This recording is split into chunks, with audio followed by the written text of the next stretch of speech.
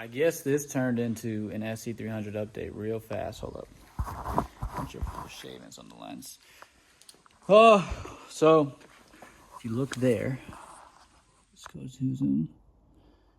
That looks like rod bearing. Now, it could be paint from the pan. I highly doubt it. It's probably rod bearing. There was only 2 pieces, which means that it is either starting or it's there and it needs rod bearings. They normally need rod bearings at this age, especially when you run them in the winter with 540. I was supposed to change the oil to 530 for the winter. I did not. I did let it warm up for the most part, so I'm hoping that it survived. I know that it still drives. I'm still going to drive it, even though it's maybe on its way out. We got another one.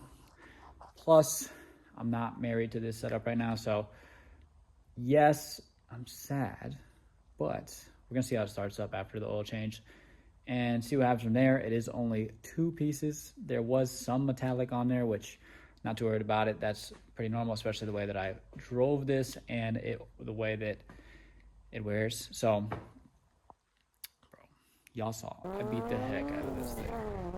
Did brake stands, we did donuts, we did red line, so we'll see. I'm not too worried about it. It's been driving fine, so yes. Also, little update. Yes, I am doing a new muffler because this one's too loud and I need to daily this one for a little bit to do the motor on the Subaru. This does not fit with this, which means that we're probably going to do like some type of 2 1/4 to a 4-inch tip because this just looks boring, and maybe I'll keep it this way because I kind of do like the funny small exhaust sometimes, but for the sake of coolness, we may do a 4-inch tip. No, this will not fit under there with it. That's what I originally thought about doing. Unfortunately, that one is too long. Maybe if I find a little stubby one, I could do that with the 4-inch tip and attach it to that. I don't know yet, but this is definitely going on so that we can quiet down the car, and then maybe that'll go back on if we can fit on there. I highly doubt it because this takes the spot of that. It is what it is, but that'll be going on soon. I thought that my exhaust was leaking over here at the point of the bend, straight from the header to the flange, and then from the flange to the pipe. I thought those 2 pieces were leaking. All of this is all good all the way up to the back. There's a flex pipe. The flex pipe is fine. From there it goes to 2.5, and at the 2.5 point is where it is leaking, which I already knew about. It wasn't the best welds. I knew they weren't going to be best welds because I also didn't prep them, even though, you know, I knew better. Did anyways. So this is going to be gone. We're going to put this one in, and once we put this one in, there should be no exhaust leaks. Maybe minor stuff just from age and wear and bottoming it out. But as far as I'm concerned, there's no exhaust leaks other than that. Also, maybe from the gaskets, because I have just a regular 2-bolt flange. I'm going to do a donut flange back there so that we can avoid any exhaust leaks from there. The headers come stock with the 2-bolt flange, so I'm not changing that. I'm not going to do anything for that. This isn't that special. Again, I'm not married to this setup right now, so don't quote me on this because I don't know yet. Turbo, maybe something else, maybe UZ. I don't know yet, but that's, again, due time. Be patient. But as of right now, yes, that seems like it needs rod bearings. I don't know yet because the car drives fine. I haven't noticed anything in the motor. The last motor I had that came in my white car, it got rod bearing failure and the flakes were very clear. I actually meant to check this oil, which I'm about to do, and I'll put some light into here and see if I see any flakes or anything, because you can see it pretty clearly in this when you do it. On the last motor, it also made a droning noise around 3 to 5K, which this one is not doing, and it was very clear. It just sounds out of balance, and it just is what it is, especially being that I have a regular damper on here, and I really shouldn't be running that with my lightweight flywheel. And the chatter with the lightweight flywheel is probably shaking the crank, which could also cause more rod bearing wear on top of everything else that I was doing. So it is just inevitable. We beat the heck out of these cars. These 2Js are pretty stout, and I mean, for that to be the only failure at Lord knows what this motor has. I know it got a refresh prior to me doing a refresh, and then I also did a refresh on top of that refresh because I just, not to say I don't trust anybody's work, but if I didn't see it and I didn't do it, then I just don't trust it. So I redid this motor and it's done me well. The only issue now is the driver is not very nice to the car. So anyways, I'm going to get back to work. I still have to do the transmission flush and that will probably have shavings in it, but that's normal. The W58s are junk, and we'll also get into that. But for now, I'm about to finish up this oil change, then I'm gonna do the transmission oil change, then I'm gonna do the Subaru oil change. All right, let me get back into this. Nah, she cooked. So I'm still gonna drive it. It's not that I don't trust it, especially the way that I drive, but I am testing my luck. And the reason I say that is I just poured out the oil, and the oil, it had shavings in it, a lot. Now, was it like the other ones? No, it wasn't as big as the other ones, although there were a lot of shavings, and it looked like the last motor where the rod bearings failed last time. Now, I don't have any drone or any weird things yet, but I will say that the rod bearings have left the chat almost. So yes, I got to start getting a plan for whatever motor's going in here next, whether it be me rebuilding that one or possibly doing a turbo setup. I have no idea yet, but this one is definitely on its way out. I don't know how long it's going to drive like this. It should be fine relatively. So like I mentioned before, flywheel, and the reason for that is because it's lighter, it's going to take more abuse, it's not balanced for this, which means that the crank is going to move more, which means it's going to wear out the rod bearings more, as well as it revs faster, which is going to wear out the rod bearings more. And the damper is not OEM, and OEM dampers are just not fit to handle the abuse anyways. So once again, the rod bearings are taking the brunt of all of it. And on top of it all, I use 540, which is fine during the warmer weather, but during the cold, it is not so great. That's why we got them harsh startups, and I hear them all the time, and I figured that's what was going to happen, and it indeed did happen. So we're going to ship it, we're going to drive it, see what happens, hope for the best. I am going to have my ear now to the motor a lot to be listening for anything unusual and hope that nothing happens. Again, I feel like it's still dailyable. I really, really don't care. It is what it is. I think the other one would have lasted too, but I just took it out prematurely because I had another motor. Again, I do have another motor. Do I feel like putting in?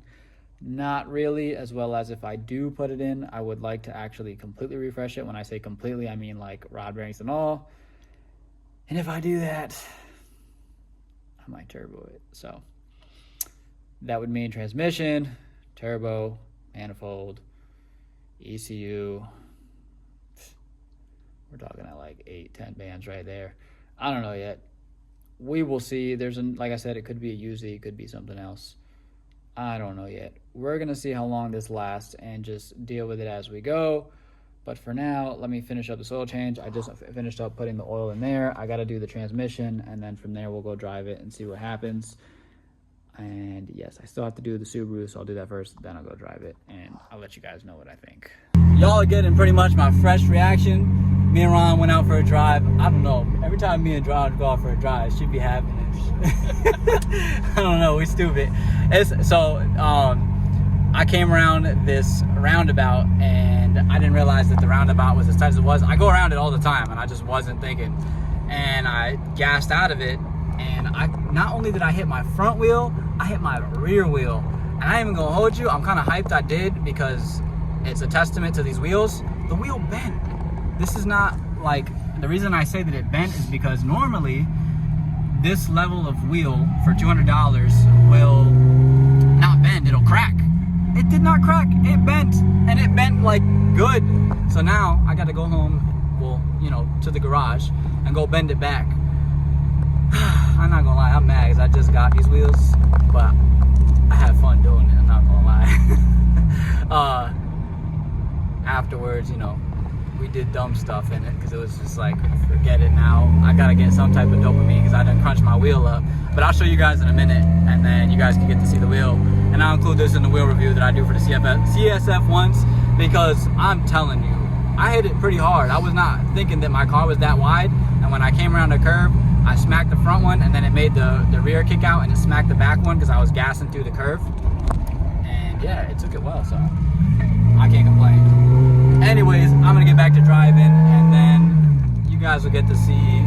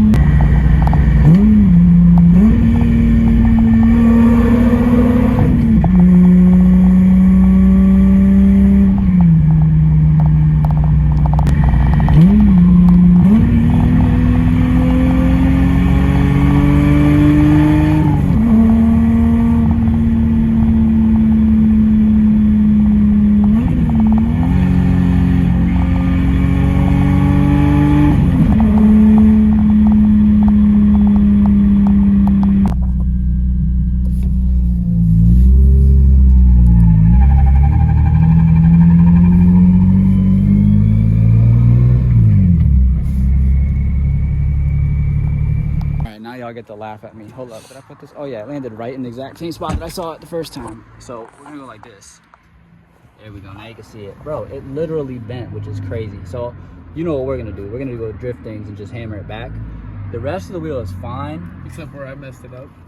Oh, this is the wheel. Yeah, you I did. told you. Oh, okay, so I'm not even mad, bro. So when Ron was mounting it, he scratched a little bit, but I mean, it don't even matter now because it got a bend in it. And then this is the front. So this is initially what hit, and then it made the rear end come out, which this one's fine. This one's literally good, but you know me, I like my stuff to look nice and pretty. So I'll probably get 2 rims anyways, because I could use the spares. So these will go in the rear once, you know, I get more spares and all of that stuff. But we just did some fun stuff in it, and it actually did really good. It spun the car pretty good. I'm not worried about that right now, but yeah, so it's doing good. It's just, you know, it might need a driver mod. So I finally got to actually drive the car, like actually get to drive the car. I drove it for like 2 hours. I also had a driver so I could film some stuff, and nothing from the outside, but just all stuff from the inside. But I'm pretty sure my rear shocks are done, like the dampers themselves. So a lot of the spring is doing the work, which actually was good because it made the spring pretty much completely settle. Car's been driving great even with the shocks shot. I'm pretty sure it's because of cold, but again, $200 coilovers. All I gotta do is order some more. What I am thinking is get them lower first and then do it, but check it out. Because it settled. Oh, you can't even see it because of this. Hold up. Yo, I made a mess today, but I got the job done. Man, I don't know if you can really get how good the fitment is right now. There you go. So as you can see, it's starting to tug a little bit in the rear, which is what we wanted. I don't know if I could get this side. No, there's too much stuff in the way, guys. But I don't know. As you can see, I know I'm shooting in ×1. I could do wide angle, but I'm just trying to get you an idea of how low it actually is now, because it definitely got lower. It looks like we aren't rubbing, which is great, but this is also with about 2 degrees of camber. So I would assume that maybe if we had zeroed out, we might be rubbing slightly. I don't know. This actually looks like, I look like I got perfect fitment. I'm not even gonna lie. I don't even think I need to lower these anymore. I'm actually kind of hyped. I still need to take this piece out. But yeah, I think the spring settled more now that I actually drove it. Oh man, look at that. I still want to go down because I think I still want to do 225/35.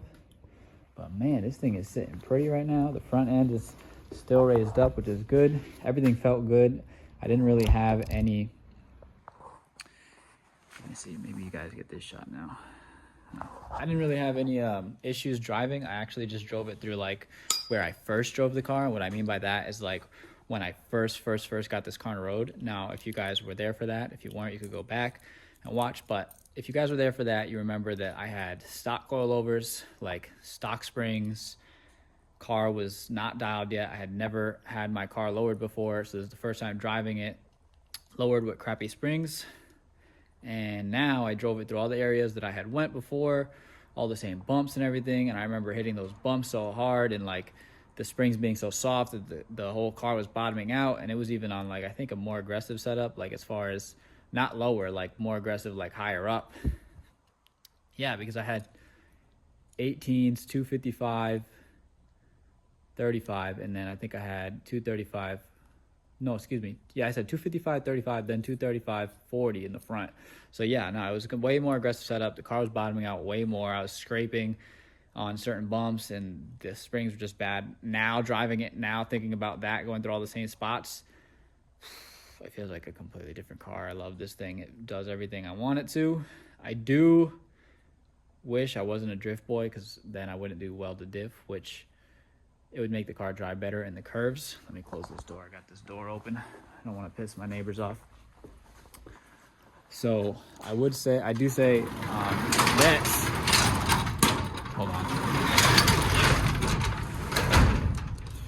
I wish I had a LSD. LSDs just drive better for the track and just overall. And obviously they perform, if not better or just as good as a welded diff. Honestly, like even like drift guys sometimes just run the welded diffs because the welded diff is just nice and simple.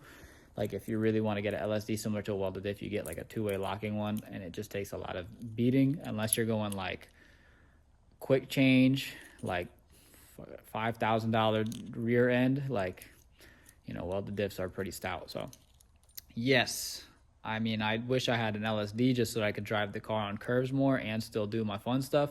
But you know, welded diff will do, and it has its fun still, but it definitely has the times where it's sketchy because you can't really push the rear end out. But I mean, you can, you don't want to, and it wants to push the rear end out, and you can't push the car to the limits. But yeah, no, I want to do a full on like talk about this car, like from start to finish.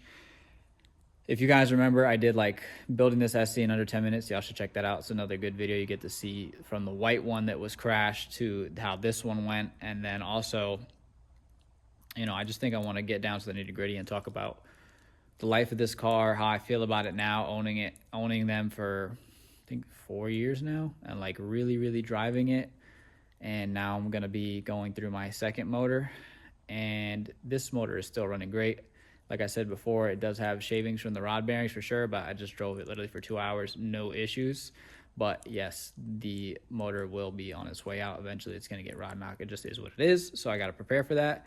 Although as long as I don't beat it, it should be all right for quite a while. It's a Toyota, man. They're just weird. I don't know how else to explain it. But anyways, I hope you guys enjoyed this kind of random video of oil changes and all this other stuff. And I know I didn't go into that too in depth, but you know, there's going to be more in between this. You guys are seeing this as the end of the video, but for me, this is not in chronological order. I'll film some more stuff to explain everything and let you guys know what was going on this week. And yeah, I'll see y'all when I see y'all. And I'm also going to do, I forgot, I got to mention this too. I got to do a CSF review for the wheels, and I got to do a short shifter review now because now I actually got to drive it for 2 hours. Yeah, I like it. So we'll talk about it. But peace out. I'll see y'all when I see y'all.